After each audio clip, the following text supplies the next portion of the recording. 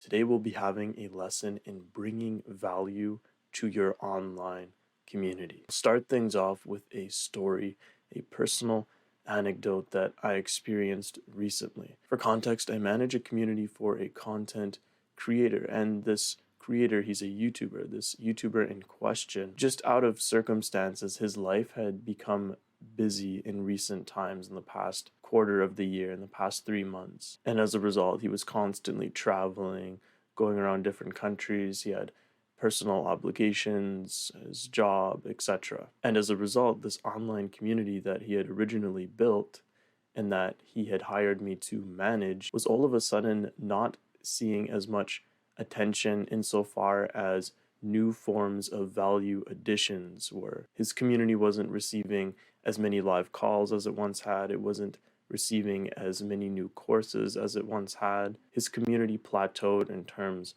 of value. Now, I should preface this by saying that this is an amazing community. It has a super strong core culture, and it's just an amazing place to be even now. But it could be even better had it not been for the fact that the community builder in question hadn't had the situation in his personal life, be it that he was so busy and whatnot. But at the end of the day, that's life. Things come up and you have to answer the phone. And the consequence of this was that some new members who weren't integrated into the core culture and who were paying to be in this online community on the monthly, and they're paying $100 every single month to be in that community, they felt as if they were getting the sort of short end of the stick. And I have an example of this. Now, there was this member who was leaving, and as a community manager myself, typically what I'll do is I'll have some form of member outreach. So whenever I notice that a member will be churning, I simply ask them why they churned, what were the reasons, because that kind of feedback can help us make the community that much better in the future for new members. And maybe if we address some of the changes that a member has given insofar as their feedback's concerned, that member might consider resubscribing again at some point in the near future. Now, this member in question had basically said very tersely that the community was not receiving frequent updates, and that as a result of that, it just seemed overpriced to him. And that was the first ever explicit evidence of a member in the community saying that the community hadn't been receiving ample value enough to justify that community member even being there in the first place and paying $100 a month to do so. And as much as it hurt to read that, because I very much like this space, and like I said, it's an amazing community with a strong core culture and lots of value within it, it sort of hurt, but it was also kind of true. The community, in terms of value being added to it, had simply plateaued in the last few months as a result of the community builder's life circumstances that he had to address. And so,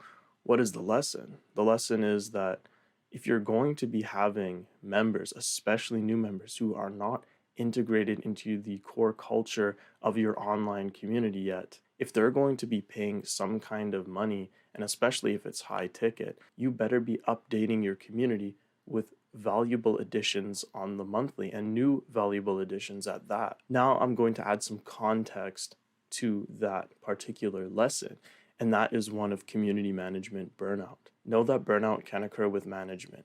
If having to bring recurring value is too demanding, you might need to consider a new pricing strategy. And this is another solution, and this is one that can be implemented more immediately than, say, creating new forms of value. Like, this is a lot faster to address than having to create a new course or come up with some kind of new live call format or host more live calls. Don't fall for the convention of a monthly subscription model. If you must, you can charge quarterly, yearly, and lifetime, just to name a few, depending on how frequently you can update your community space with valuable additions. So to go back to the point that I was making earlier, implementing a new pricing model is going to be way quicker than you actually having to host more live calls or, for example, create new courses for your community in order to add value. Maybe you're doing this solo, but maybe you and your management team just don't have the resources, time, energy, and perhaps even care to provide new value on the monthly. Then break away from convention, break away from the norm. You've been conditioned to the fact that online communities should be something that is charged on the monthly. And this is a result of all of those subscription services that you've been exposed to for your entire life. Think of all of the monthly subscription services that you pay for. For you, that's just the norm. But in reality, there are a multitude of reoccurring pricing models, strategies, and subscriptions that you can actually adhere to make your life and your team's life that much easier.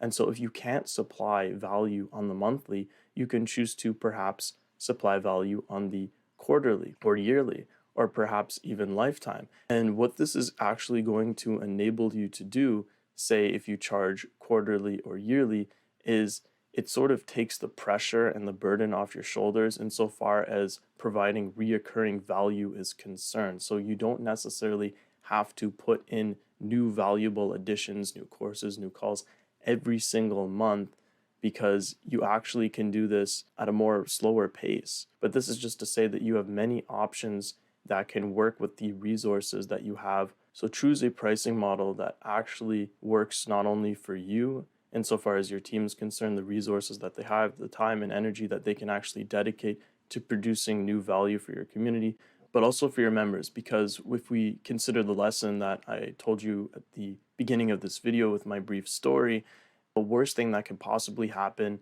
is that your members, especially the new ones who aren't yet integrated into the core culture, feel as if they're getting the short end of the stick, feel as if they're being overpriced for something that isn't being added with reoccurring value if, for example, they're paying on the monthly, which is a pretty consistent rate at which to pay. Now, once you've decided on a pricing frequency, bring value to the table. I'm sure you understand that's what you're supposed to do at this point, but I just wanted to add this to really clarify the lesson, really drive it home. So for example, Netflix adds new movies and shows every single month. Again, if you're going to be charging monthly, right? And let's look at Netflix. If Netflix is going to be charging monthly, do you think that Netflix could get away with not updating their archive of films and TV shows on the monthly? Let's say, for example, Netflix has 1,000 movies. So obviously they have way more, but let's just say Netflix has 1,000 movies. But then going into the following month, they still have those same 1,000 movies. And then the following month after that, the same 1,000 movies.